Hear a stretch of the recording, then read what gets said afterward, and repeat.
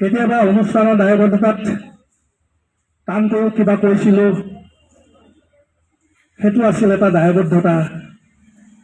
এই মুহূৰ্তত মোৰ কথাখিনি মনত পৰিছে। এটা সময়ত তেখেতে এখন বিদ্যালয়ৰ এম ই শাখাৰ প্ৰধান শিক্ষক হিচাপে আছিল। তাৰপিছত আমি অলপ জোৰ কৰি পেলাই দুইখন বিদ্যালয় একত্ৰীকৰণ কৰালোঁ। সেইখিনি সময়ত তেখেতে হয়তো মনত আঘাত পাইছিল। এই মুহূৰ্তত মই স্মৰণ কৰিছোঁ সেই কথাটো, তেখেতৰ বিদেহী আত্মাই যাতে ক্ষমা কৰি দিয়ে। কেৱল অঞ্চলটোৰ বৃহত্তৰ স্বাৰ্থৰ খাতিৰত, ছাত্ৰ ছাত্ৰীসকলৰ ভৱিষ্যত স্বাৰ্থৰ খাতিৰত, এই অনুষ্ঠানটোৰ উত্তৰণৰ স্বাৰ্থৰ খাতিৰত কৰিব লগা হৈছিল।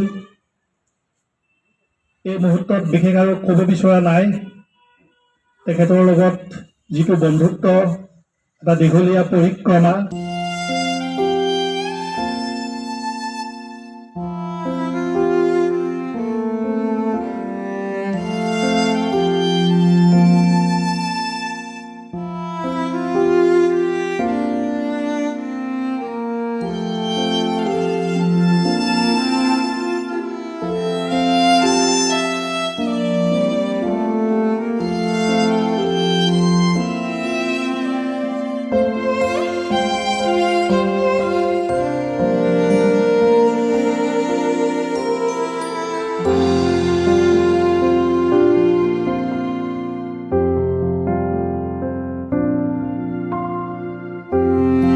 কেতিয়াবা অনুষ্ঠানৰ দায়বদ্ধতাত টানকৈ কিবা কৈছিলোঁ,